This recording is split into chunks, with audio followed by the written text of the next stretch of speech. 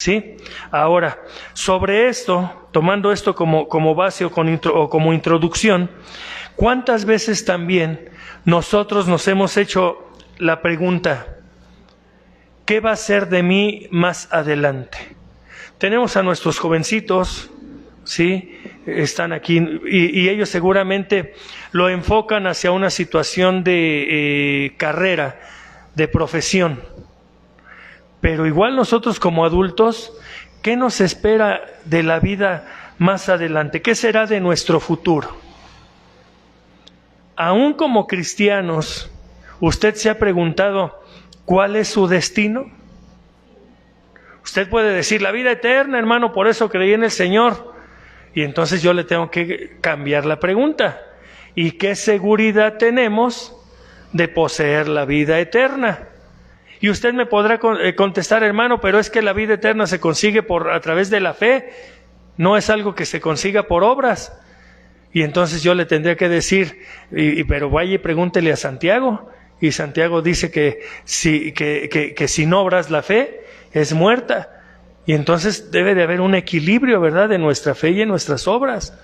Y también seguramente usted y yo nos preguntamos constantemente, ¿y cómo puedo salir adelante de la situación en la que estoy? ¿Cómo puedo obtener mis logros y mis metas? Y entonces se me ocurre mencionarle una frase, no es de la Biblia, pero que dice que cada uno es el arquitecto de su propio destino. Esto lo dijo, esta frase se la atribuyen a muchas personas. Originalmente fue de un pensador griego y ya cada quien la ha ido adoptando. No es bíblica, pero tiene mucha verdad. Lo que es bíblico ahorita lo vamos a ver. Cada uno es el arquitecto de su propio destino. Y creo, hermanos, que de acuerdo a la sabiduría de la vida, tiene mucha razón. Después, todas las personas que dicen este tipo de frases, de moralejas, pues lo hacen basado en la Escritura, hermanos. No hay nada nuevo, no hay nada que la gente, que el más grande pensador o filósofo nos pueda decir si no ha tenido la Biblia como una fuente de inspiración, ¿sí? Ahora, ¿qué quieres construir? Yo les voy a poner dos casos en los cuales ustedes pues van a tomar una decisión, van a tomar una determinación. No lo vamos a poner a votación y cada uno de ustedes nos va a decir cuál decisión tomarán. Yo creo que esto al final queda en nosotros y así como lo escuchamos, lo ideal es ponerlo por obra, ¿sí? Ahora, ven ustedes en la imagen que está un hombre que se parece a Noé con un arca. Pues no sé si sea como la de Noé, pero bueno, tratamos de hacer la ilustración, ¿sí? ¿Cuál fue la condición de la humanidad en estos momentos? Dice la Escritura que el Señor vio que la maldad de los hombres era mucha en la tierra y que el designio del corazón del hombre constantemente era el mal. ¿Cómo se sentía el Señor de eso? Cuando tiempo atrás el Señor, al hacer la creación y contar al ser humano en ella, dijo, hagamos al hombre a nuestra imagen, a nuestra semejanza. ¿Qué esperaba el Señor del ser humano? Rectitud, que caminara siempre tomado de la mano de Él. Tristemente, Adán fracasó y de allí pues vino el hombre en descenso. Cuando llega a esta etapa, al Señor dice la Escritura que le pesó en su corazón haber hecho al hombre. Algunas versiones dice, y arrepintióse Jehová. Pero también acordémonos que Dios no es hombre para que mienta, ni hijo de hombre para que se arrepienta. La traducción más correcta es que le pesó al Señor, que le dolió al Señor haber hecho al hombre. Ahora, ¿alguna vez se ha preguntado, ¿y al Señor le dolerá haberme hecho a mí. Y al Señor le dolerá la manera en la que estoy viviendo cuando yo ya le conozco, y al Señor le dolerá la condición en la que vivo. Si al Señor le pesó haber hecho al hombre porque vio cómo vivía, yo estoy completamente seguro y convencido que al Señor le pesa muchas veces la forma en la que nosotros vivimos o la forma en la que nosotros caminamos. Entonces es importante que esto lo tomemos en cuenta.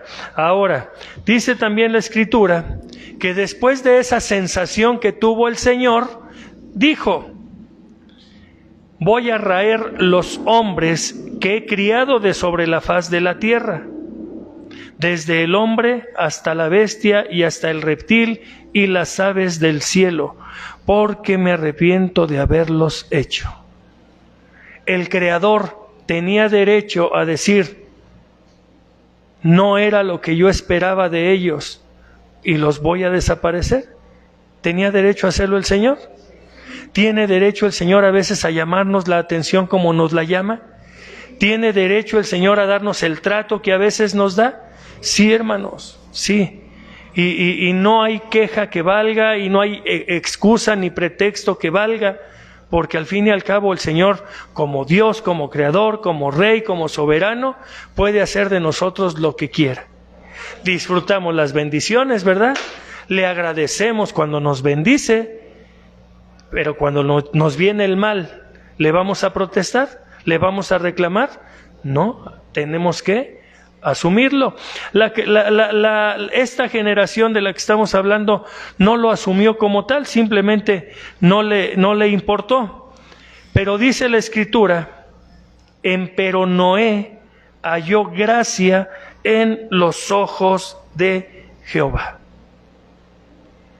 Cuando hay un pero sobre una serie de acontecimientos o sobre unas frases, vale la pena tomar el tiempo suficiente para saber a qué se refiere o qué nos quiere decir la persona, o en este caso el Señor. Pero Noé halló gracia en los ojos del Señor. Imaginemos una especie de desierto por el cual vamos transitando. ¿Y cómo vamos? Sedientos, cansados, angustiados, y encontramos un oasis, un lugar con palmeras, con fuentes de aguas. ¿Cómo nos sentiríamos? Contentos, un momento para tomar un descanso, un refrigerio y tomar nuevas fuerzas, ¿verdad? Pues en esta parte de la lectura, en donde estamos oyendo de maldad, de pesar del Señor por la maldad de la gente, por extinción de la creación del Señor, entonces aparece un oasis. Empero Noé halló gracia en los ojos del Señor. ¿Por qué Noé encontró gracia en los ojos del Señor?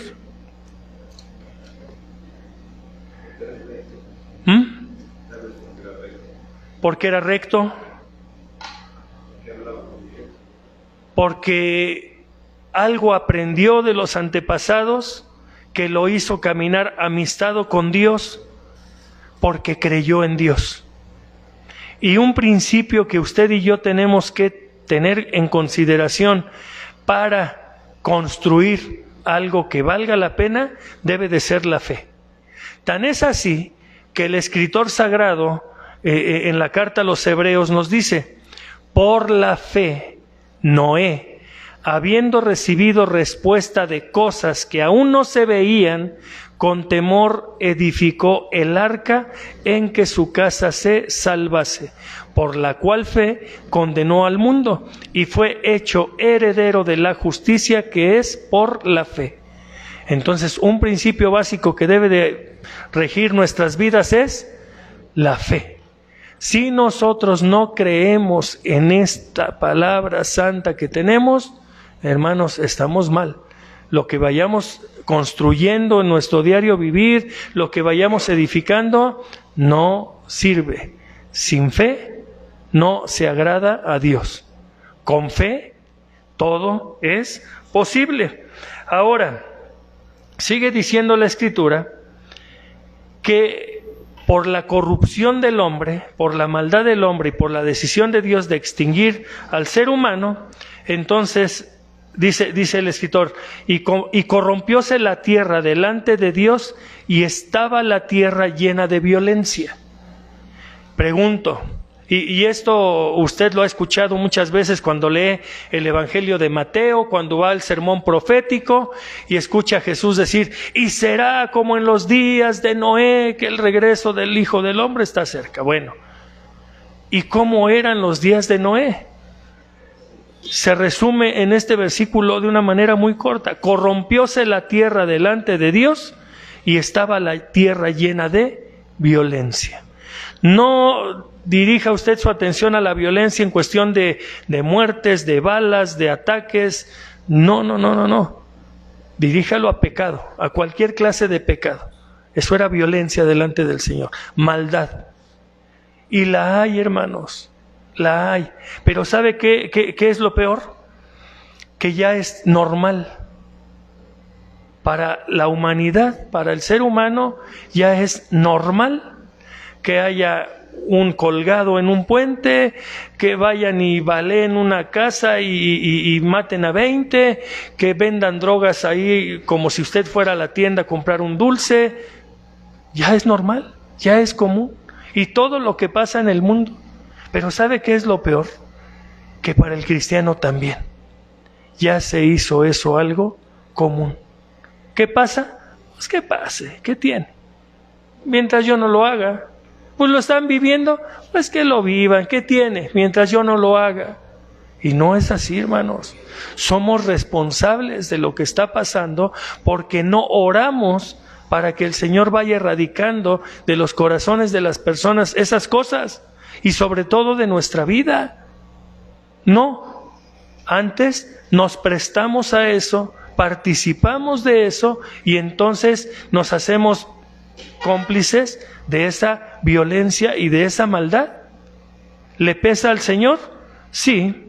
Y sigue diciendo, y miró Dios la tierra y he aquí que estaba corrompida, porque toda carne había corrompido su camino sobre la tierra. Y si Jesús dijo que su regreso sería como en los días de Noé, y nosotros nos damos cuenta que esto es así, hermanos, pues Dios guarde la hora, y Dios nos ayude, y Dios afirme nuestros pasos, para que estemos preparados, y escuchemos nuestro nombre cuando el Señor pase lista, y podamos irnos con Él. Después dijo el Señor, y dijo Dios a Noé, el fin de toda carne ha venido delante de mí, porque la tierra está llena de violencia a causa de ellos, y he aquí que yo los destruiré con la tierra.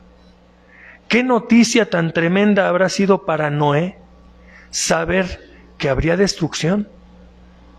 Hasta este momento Noé dice, bueno, yo te agradezco que me digas estas cosas, que las compartas conmigo. Pero y a propósito, ¿y qué va a pasar conmigo? ¿Qué va a hacer de mí? Y el Señor le dice, hazte un arca de madera de gofer o de cedro, harás aposentos en el arca y la embetunarás con brea por dentro y por fuera. ¿Pero para qué un arca? ¿Qué pretende hacer el Señor? Y después le da instrucciones. La va a hacer con la madera más resistente, con la madera más fuerte, pero le dice que la tiene que embetunar por dentro y por fuera. ¿Para qué era esto? Para resistir el agua. Pero resulta que pues el agua que había era de los mares, o era de las lagunas, o era de los ríos. ¿Y para qué necesitaba el Señor un arca con esas necesidades, con esas características? Después sigue diciendo, y además le dice que tiene que hacer, que la tiene que hacer con aposentos o con compartimentos. ¿Por qué? Pues porque el Señor iba a utilizar cada uno de esos cajones para algo. Y de esta manera la harás: de 300 codos la longitud del arca, de 50 codos su anchura y de 30 codos su altura. Es decir, el Señor le está dando hasta las medidas. 135 metros la longitud, 22 metros y medio la anchura y 13 metros y medio su altura. Es decir, que el Señor le está dando instrucciones precisas. Usted sigue leyendo el relato conmigo y no va a encontrar una parte en la que Noé le levante la mano al Señor y le diga: Señor, pero una pregunta, ¿y para qué de cedro? Señor, ¿y por qué con cajones? Señor, ¿y para qué quieres nidos? No, Señor, ¿por qué de 135 metros? Mejor de 100. No, Noé está escuchando, recibiendo instrucciones. Yo les pregunto, ¿somos gente de fe? ¿No todos? ¿Y por qué nosotros sí le preguntamos al Señor el por qué o el para qué? ¿Por qué si el Señor nos da instrucciones bien precisas, nosotros no las cumplimos? Y nosotros hacemos nuestra propia arca con nuestras medidas y con nuestros materiales. ¿Sí me hago entender? Si somos de fe, creemos que lo que el Señor está diciendo es lo mejor. Pero si no lo somos, terminamos por hacer lo que nosotros pensamos. Pero hermano, discúlpeme, usted me dirá lo que sea, pero así me ha ido muy bien en la vida. Bueno, yo no dudo que así le haya ido, que le vaya bien en la vida. Pero lo que yo le tengo que recordar es que dice el Señor que un día vamos a estar delante de Él, y Él como juez, y que nosotros tenemos que dar cuentas.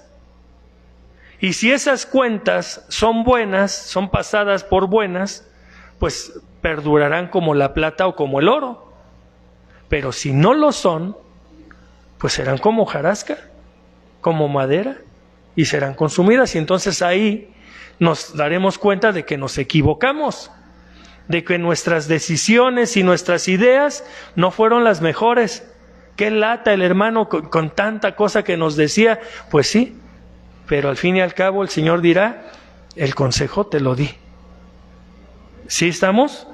Ahora, sigo. El Señor le da las instrucciones, les da las longitudes y le dice todo lo que tiene que hacer. ¿Por qué? Porque el Señor le dice: y yo, he aquí que yo traigo un diluvio de aguas sobre la tierra para destruir toda carne en que haya espíritu de vida debajo del cielo. Todo lo que hay en la tierra morirá. ¿Y qué es un diluvio, Señor?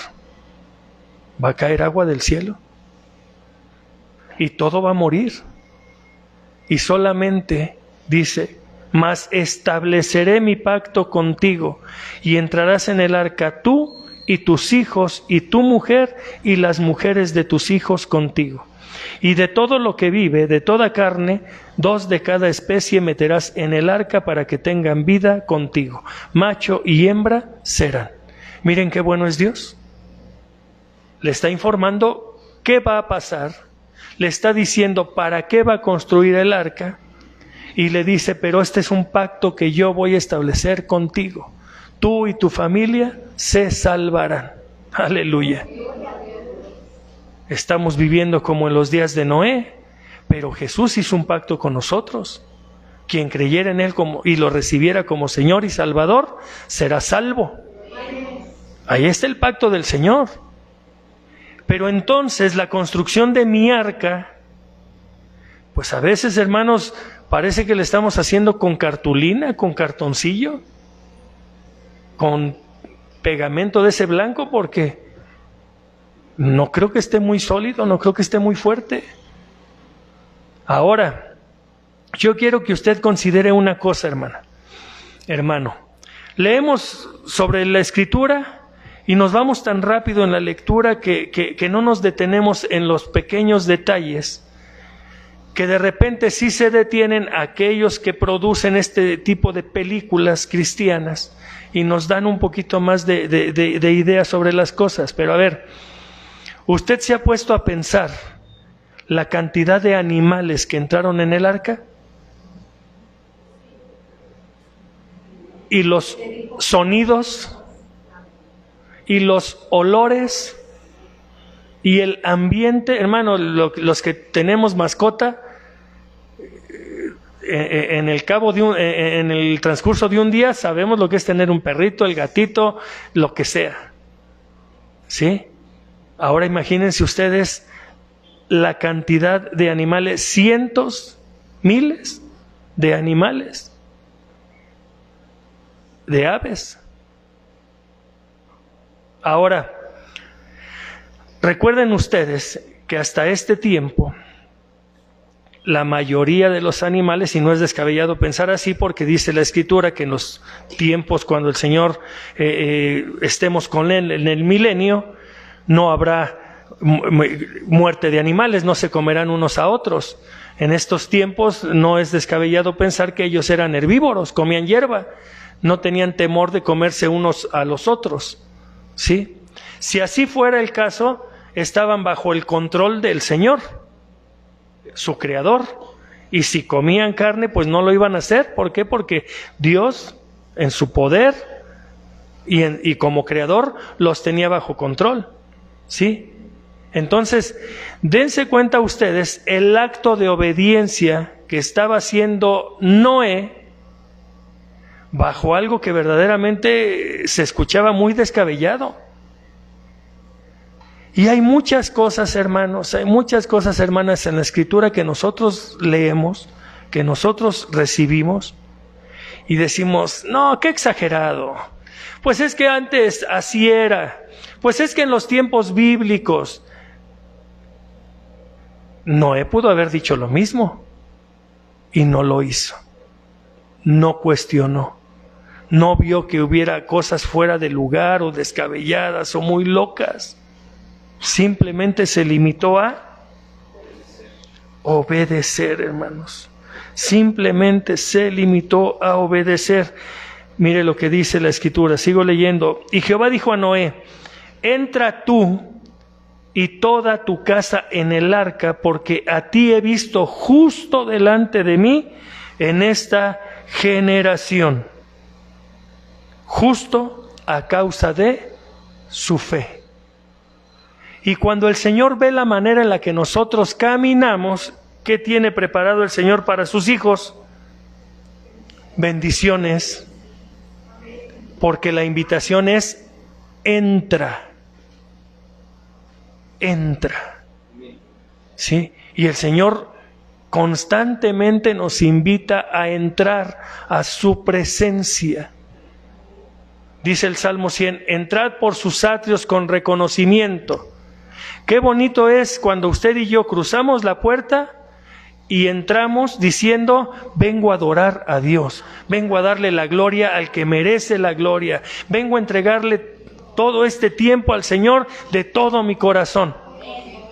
Y después, qué bonito es entrar a su presencia, escuchando el testimonio, escuchando la alabanza, escuchando el mensaje y dejándonos envolver por ello. Dios tiene preparado para nosotros todos los días una bendición. Entra.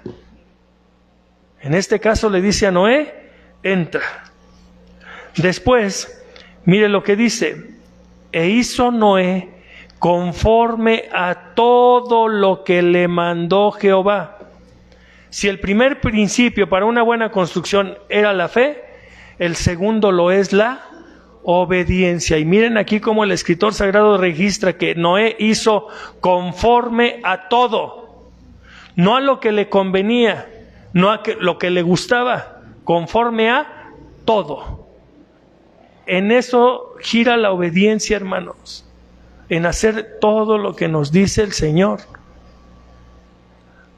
¿Habrá cosas de las que te tengas que desprender? Pues sí, pero ¿no es más lo que nos da el Señor? ¿Habrá sentimientos que tengo que dejar a un lado o pensamientos que tengo que dejar a un lado? Sí, pero ¿no es mejor lo que el Señor tiene para nosotros?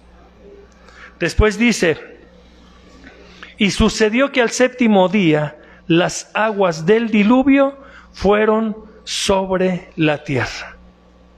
El que dijo que iba a llover y que iba a llegar un diluvio, cumplió. Ahora, esto no fue de un día para otro, hermanos. Ni siquiera fue de un año para otro. Fueron 120 años en los que Noé estuvo construyendo un arca. 120. Y 120 años en los que la gente se burlaba de él, lo criticaban, lo llamarían loco. ¿Y Noé qué hacía? Seguir construyendo, seguir creyendo, obedeciendo. Y por allí Noé seguramente les decía a las gentes: arrepiéntanse. ¿Acaso Dios tendrá misericordia de nosotros? ¿Acaso se salven de la ira del Señor? 120 años predicando Noé. Y la gente diciendo que estaba loco. ¿Cuánto tiempo predicamos nosotros, hermanos? ¿Cuánto tiempo le dedicamos nosotros a compartirle un mensaje a alguien? No, yo no quiero participar de esto porque no es de Dios. Ay, estás loca, gracias, y hasta me quitan la amistad. Bueno, pues ni modo, gloria a Dios. No, yo no puedo tomar esto porque pues no va en contra de lo que el Señor me dice. Ay, estás tan espantado. Bueno, yo te tengo que decir que el Señor ha transformado mi vida, ha cambiado mi mente. Muchas veces no lo hacemos, hermano. Nada más nos limitamos a decir que no y ya. Y no queremos entrar en contienda. ¿Por qué? Porque después me van a malver. Porque después van a pensar mal de mí, porque van a hablar mal de mí. Predique. Y si la gente no entiende, que no entienda. Si la gente no obedece, que no obedezca. Usted sí, porque usted está construyendo algo. Dice después, ¿cuál le leí? El 10. Dice después, en el año 600 de la vida de Noé, en el mes segundo, a 17 días del mes, aquel día fueron rotas todas las fuentes del grande abismo y las cataratas de los cielos fueron abiertas. Y hubo lluvia sobre la tierra 40 días y 40 noches. Hermanos, nos quejamos nosotros por 3 horas que llueve y no nos deja mover. Hermanos, nos quejamos nosotros cuando llueve toda una tarde y empieza a causar caos. Y en el Estado de México y el Río de los Remedios. Es nada, hermanos. De verdad. Dios nos bendice, Dios nos guarda. Vean lo que acaba de pasar ahora en España. ¿Sí? Y no hace mucho pasó aquí en México, en algunos lugares, hermanos. Pero les digo, ya es tan normal, ya es tan común.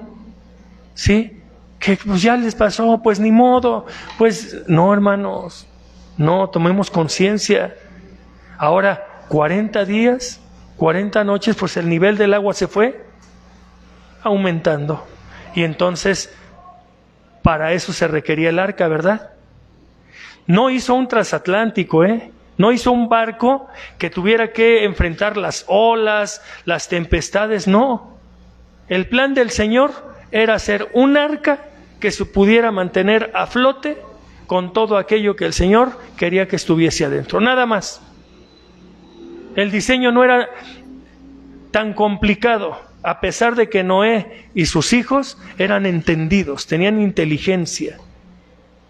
Y su obra, su trabajo fue muy bueno, porque no hubo ni una fisura, no hubo ni una fuga de agua. Ahora, consideren también, hermanos, dice que después de que entraron al arca, pasaron 7 días. Sucedió que al séptimo día las aguas del diluvio fueron sobre la tierra. Es decir, recibió toda la instrucción, hizo lo que le fue mandado. Y ya que estaban encerrados, todavía pasaron 7 días para que llovieran. Entonces, también fue un hombre paciente. Fe, obediencia, paciencia. Nosotros queremos que las cosas se hagan ya, nos conteste el Señor ya, nos transforme el Señor ya. Qué difícil habría sido, bueno, ya hice todo esto, aquí huele a rayos, los animales no se callan, esto está muy tremendo, y nomás no llueve.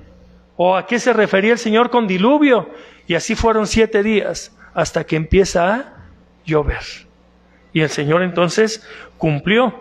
Después dice, y fue el diluvio 40 días sobre la tierra, y las aguas crecieron y alzaron el arca, y se elevó sobre la tierra.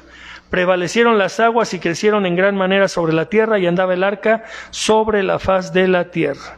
Y las aguas prevalecieron mucho en extremo sobre la tierra, y todos los montes altos que había debajo de todos los cielos fueron cubiertos, hermanos. No hubo un solo monte que pudiera verse por la magnitud de la lluvia que había caído. Después dice la Escritura, y acordóse Dios de Noé y de todos los animales y de todas las bestias que estaban en el arca. Y se acordó Dios de Noé. ¿Qué se le olvidó al Señor? No es que se le hubiera olvidado. Dios tenía sus propósitos y sus tiempos para Noé. Más bien, el Señor vuelve su atención hacia Noé. Las instrucciones que le dio y el arca que había hecho Noé eran suficientes para que él estuviera bien. Todo lo que había dentro estaba controlado por el Señor. Dios nunca se ha olvidado de nosotros, hermanos. En tu enfermedad, en tu angustia, en tu necesidad, Dios no se ha olvidado de ti. En el desánimo que a veces se apodera de nosotros, en esas veces que ya no queremos caminar, en esos tiempos que somos cristianos nada más de nombre, Dios no se ha olvidado de nosotros. Dios sigue teniéndonos en cuenta. Y dice la Escritura, y sucedió que al cabo de 40 días abrió Noé la ventana del arca que había hecho. 40 días y 40 noches duró la lluvia. Después pasaron 261 días, hermanos, hasta que las aguas fueron disminuyendo. O sea, no nada más fue el hecho de que dejara de llover, pues sí, ya dejó de llover, pero el agua tenía un nivel y el agua tuvo que ir descendiendo. 261 días, hermanos, casi un año. Y la pregunta de Noé sería, ¿y cuándo podremos salir? ¿Y hasta cuándo podremos salir de ahí? ¿Qué es lo primero que hace Noé?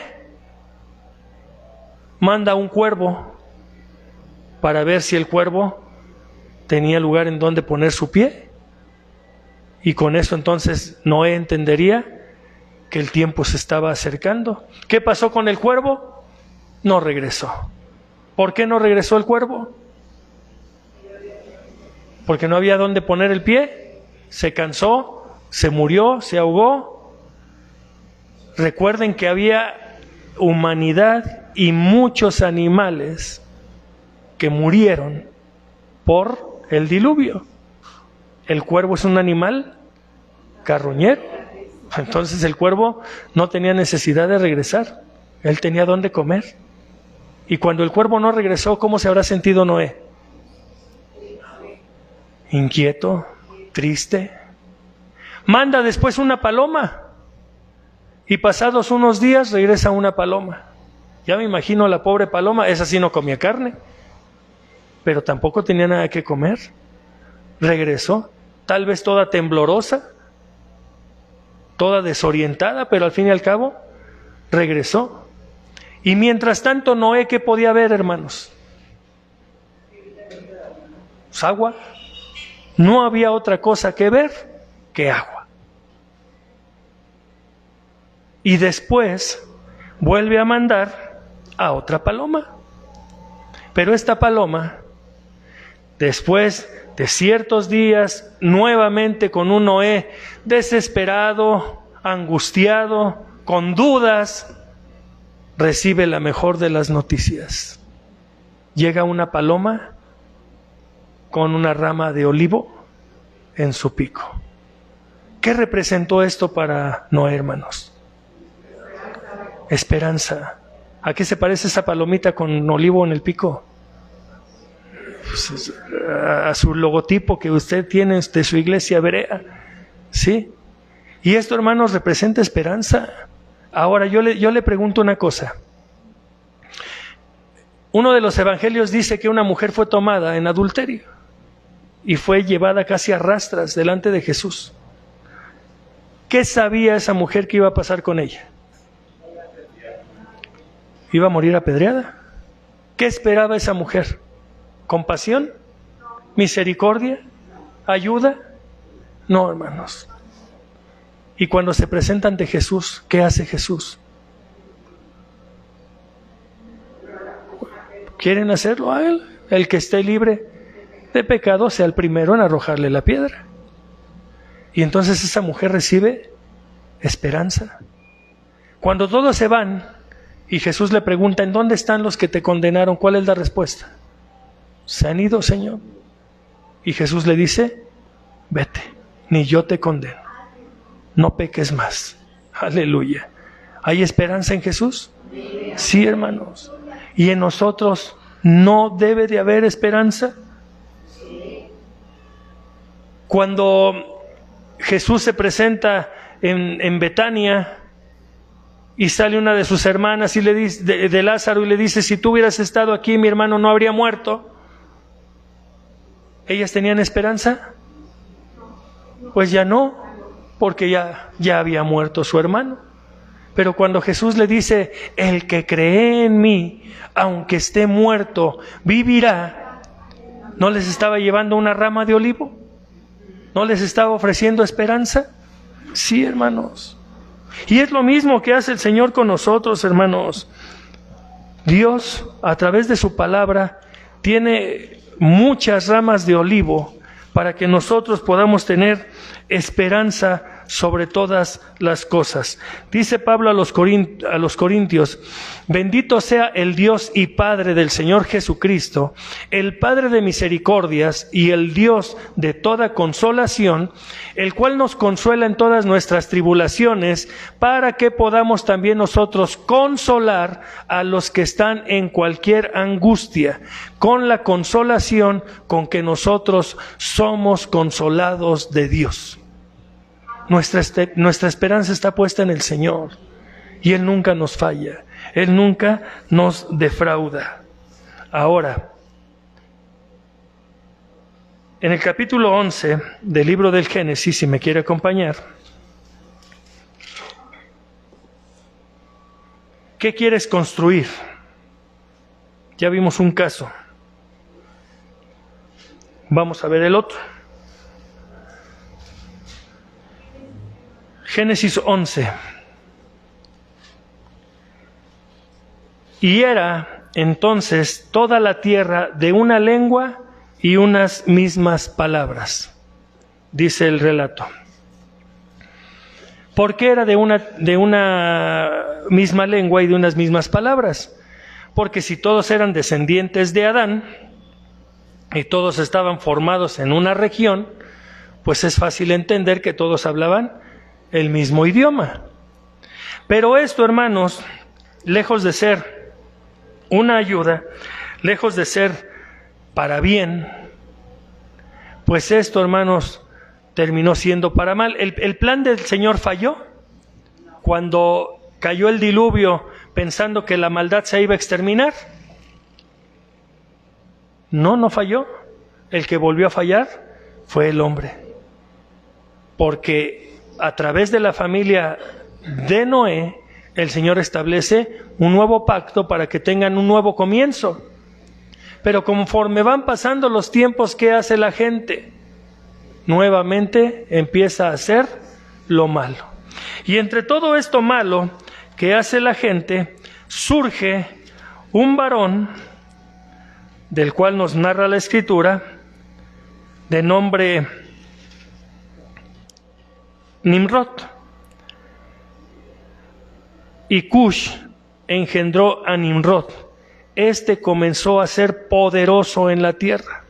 Este fue vigoroso cazador delante de Jehová, por lo cual se dice, así como Nimrod, vigoroso cazador delante de Jehová. Este Nimrod, en estas fechas, se vuelve muy famoso, porque a través de él surge todo lo que conocemos como Halloween, como Día de Muertos, como Navidad. Este es el fundador de todo eso, ¿sí?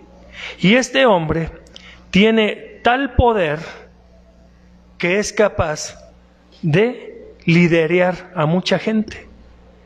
Y la gente lo sigue por temor, y la gente lo sigue porque los logra convencer, por lo que sea. Y porque además para lo malo, hermano, siempre va a haber respuesta. El corazón del ser humano sin Dios está dado a hacer lo malo.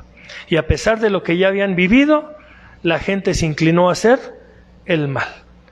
Después, está conmigo en el capítulo 11, dice, y aconteció que, como se partieron de oriente, hallaron una vega en la tierra de Sinar y asentaron allí. Sinar es exactamente lo mismo que Babilonia.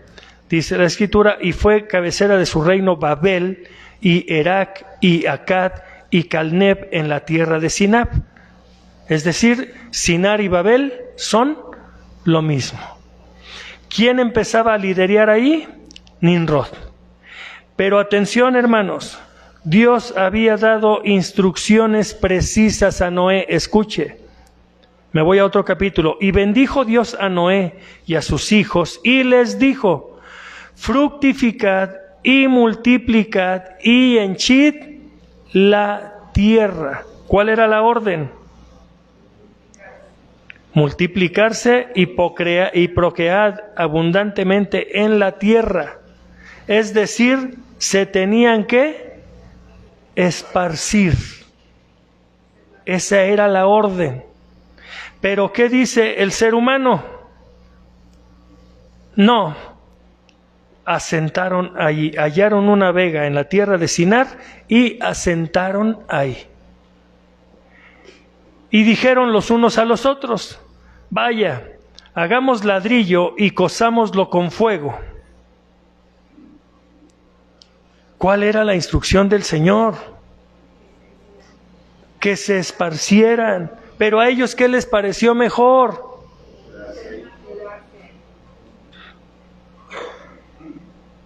Hermana, hermano, ¿alguna vez te has preguntado qué es lo que quiere el Señor? ¿Qué es lo mejor de acuerdo al orden de Dios? Y después dices, no, pero yo creo que es mejor así. Pero Dios nos dice, camina de esta manera, pero usted dice, no, pero si mejor lo hago de esta otra.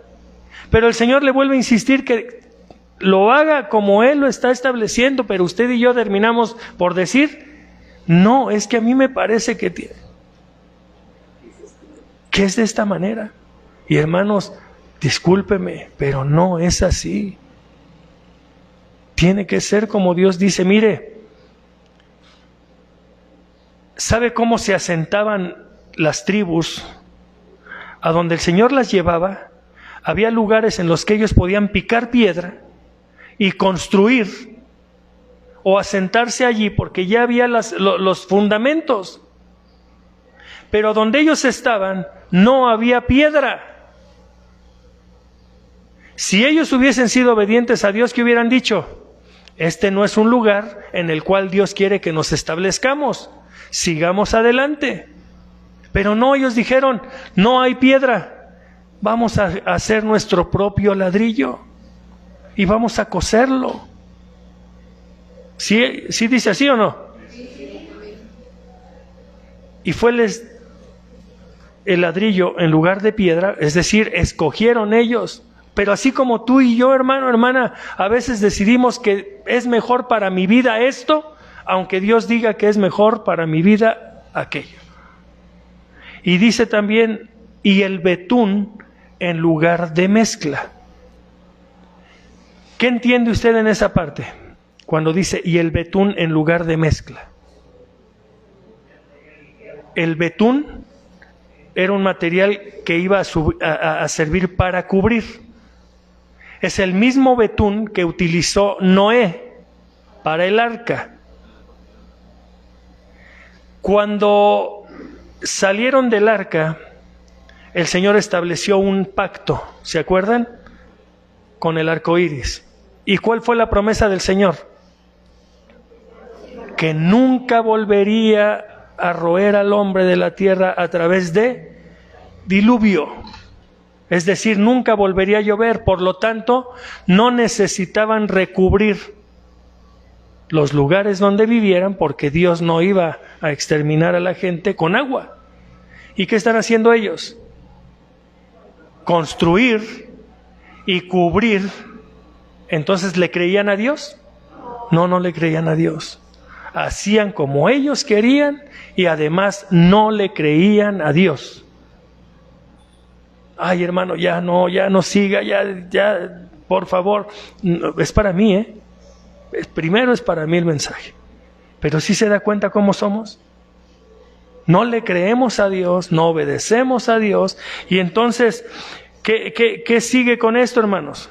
Y dijeron, versículo 4, vamos, edifiquémonos una ciudad y una torre.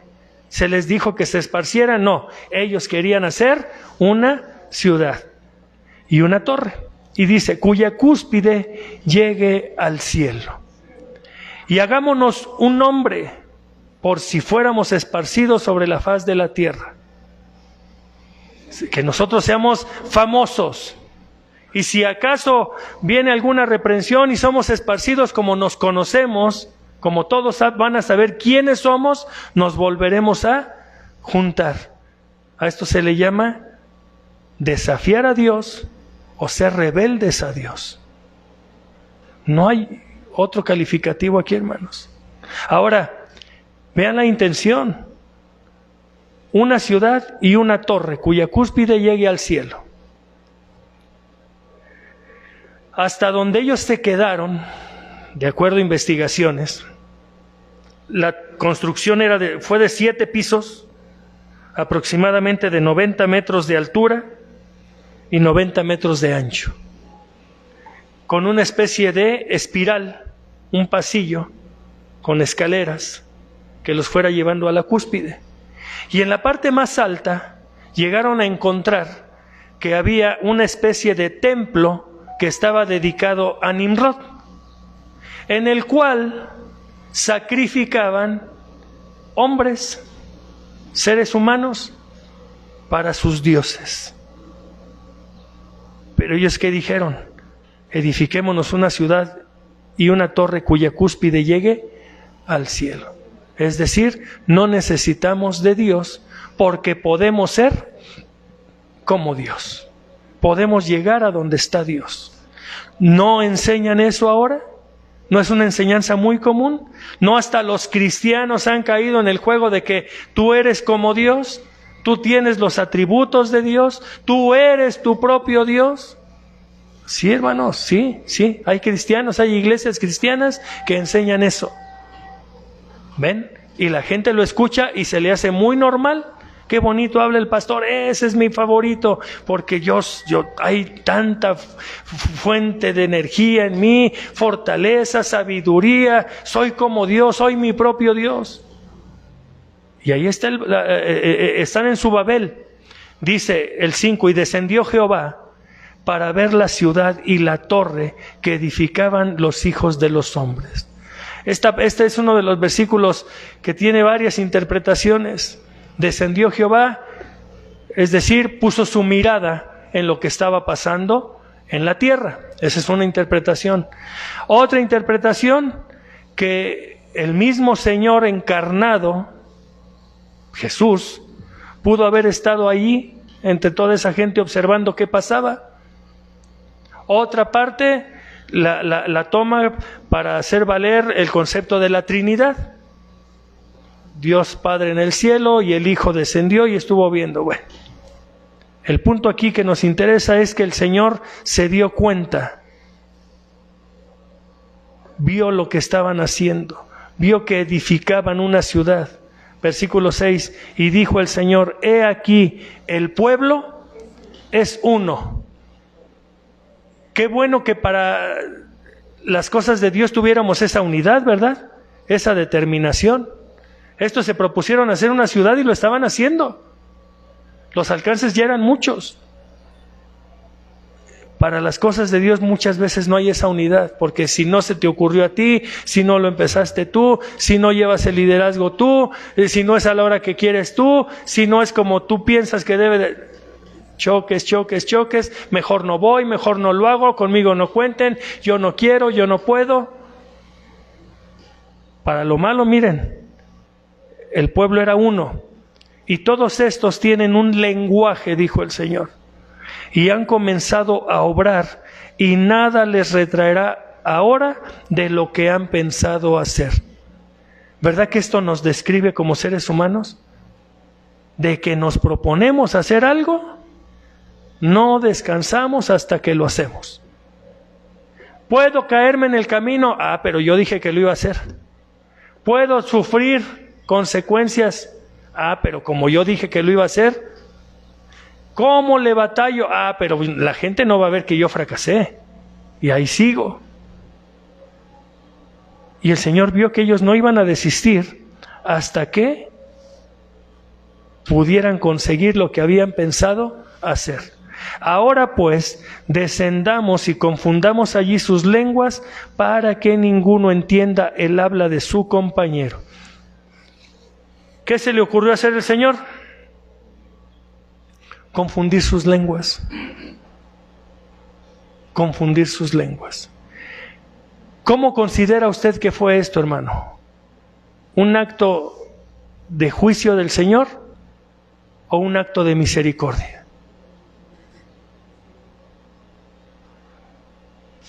Mire, Dios es tan bueno que confundió sus lenguas, porque anteriormente había mandado un diluvio. Como ya había prometido el Señor que no iba a pasar así, no pudo haber llovido fuego del cielo, no se pudo haber abierto la tierra y se los pudo haber tragado. Pero el Señor no quiere la muerte del pecador. ¿Y qué hizo el Señor? Confundió sus lenguas, creó confusión. Y entonces cuando se vieron confundidos, empezó el caos. Porque no se entendía, no comprendían lo que cada uno de los que estaba ahí quería hacer. La Biblia nos habla de otra confusión de lenguas que fue para bendición en el día de Pentecostés, cuando todos iban a la fiesta y el Señor derramó de su Espíritu Santo y comenzaron a hablar los discípulos, 120 de ellos, en otras lenguas. Y esas lenguas fueron dadas para que todos los visitantes que estaban en Jerusalén pudieran escuchar, dice Lucas, las maravillas de Dios en su propio idioma. Qué bonito, hermanos, qué tremendo que el Señor haya utilizado a 120 campesinos, pescadores, y ellos hayan podido hablarle a toda la gente de las maravillas de Jesús, al grado que después de que Pedro les exhortara y les predicara, más de 3,000 fueron bautizados. Aleluya. Miren cómo Dios cuando envía lenguas es para bendición. Y esto tuvieron que tomarlo para bendición, hermanos. Sí, hubo una gran confusión. Tito, el apóstol Pablo, en su carta a Tito, nos advierte, hermanos, acerca de la confusión y dice: palabra fiel, y estas cosas quiero que afirmes, para que los que creen en Dios procuren gobernarse en buenas obras. Estas cosas son buenas y útiles a los hombres, mas las cuestiones necias y genealogías y contenciones y debates acerca de la ley evita, porque son sin provecho y vanas. Rehúsa hombre hereje después de una y otra amonestación, estando cierto que el tal es confundido y peca, siendo condenado de su propio juicio. ¿Ven por qué hay tanta contienda? ¿Ven por qué nadie se pone de acuerdo en las cuestiones de fe? ¿Ve cómo cada quien quiere tener la razón? ¿Ve cómo cada uno quiere sacar a relucir su bandera? Pero ¿qué dice Pablo a Tito? Tú evita eso, porque sus propias confusiones los van a llevar a juicio. Pero ¿sabe qué es lo más tremendo, hermano, hermana? Que usted y yo tengamos confusión por nuestra falta de oración, por nuestra falta de estudio de la palabra de Dios, y terminemos haciendo lo que hacen ellos. Termino, hermanos, y ahí acompáñeme. Mateo 7, 24.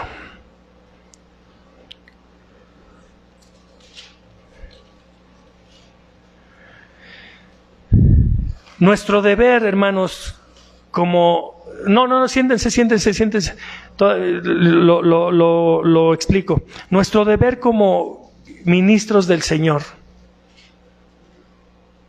es dar el consejo sobre la vida espiritual de la persona. Nuestro deber como servidores del Señor es exhortar a la iglesia para que camine de acuerdo a la voluntad de Dios. A mí me ha costado, he tenido que ir aprendiendo sobre esto, de que a lo mejor hay líneas que uno no tiene que rebasar, hermanos, en cuanto a la forma de vivir, en cuanto a las decisiones de la gente que quiere tener en sus vidas, en sus cosas, y bueno, uno tiene que respetar, uno da el consejo y a lo mejor, hermano, pero esa es mi vida, hermano, usted no se meta con eso, y bueno, pues sí, hasta cierto punto puede ser. Entonces yo necesito, como todos los que ministramos, pues de acuerdo a la Escritura, exhortar, y después sea Dios el que nos dé entendimiento en todo. Dice en el capítulo 7 de Mateo, versículo 24, cualquiera pues que me oye estas palabras y las hace, le compararé a un hombre prudente que edificó su casa sobre la peña. Y descendió lluvia, y vinieron ríos, y soplaron vientos, y combatieron aquella casa, y no cayó, porque estaba fundada sobre la peña. Nosotros, hermanos, constantemente, desde que recibimos a Jesús como Salvador, estamos viviendo en una lucha espiritual. El enemigo no tiene descanso. Él quiere vernos caer. Él nos quiere derrotar. Ah, sí, muy cristiano. Ah, sí, muy hermano. Ah, sí, muy valiente y aceptaste a Jesús. Pues mira, ahí va ese ataque. Y ahora va por acá. Y constantemente lo está haciendo. Pero si nosotros creímos en Jesús y sabemos que Jesús es nuestra roca, el fundamento de nuestra fe, sea lo que sea que esté pasando, nada nos va a mover, porque fuimos prudentes, porque le recibimos como Señor y Salvador, porque nuestra fe está fundada en Él como la roca. Y cualquiera que me oye estas palabras y no las hace, qué bonito es escuchar, qué bonito suena todo lo que los predicadores dicen, pero más bonito es hacerlo. Pero si yo lo escucho y no lo hago, seré comparado a un hombre insensato que edificó su casa sobre la arena. Y descendió lluvia, y vinieron ríos, y soplaron vientos, e hicieron ímpetu en aquella casa, y cayó, y fue grande su ruina. Hermana, hermano, si estamos edificando en arenas movedizas, y después vienen las tribulaciones, los problemas, las luchas, las pruebas, el desánimo, ¿qué va a pasar, hermanos? Aquello poco que parece que hemos sido edificados, aquello poco que llevamos caminando, se va a caer, hermanos. Y a mí lo que me preocupa es la última parte que dice el mensaje. y fue grande su ruina. Pues yo si me caigo me vuelvo a levantar, ¿será? Y si está hablando de una caída tan grande que será de ruina, pues no vaya siendo como aquel hombre que ya estando en el infierno y en todo el ardor decía: que se remoje aunque sea mi lengua. Bueno, que se le vaya a decir a los míos que este lugar es muy feo. No esperemos que venga ese tipo de ruina. ¿Qué quieres construir? ¿Algo que dure? ¿Algo que sea de bendición? ¿Algo que te provoque esperanza? ¿Qué quieres construir? ¿Algo que te confunda? ¿Algo que te lleve a la ruina?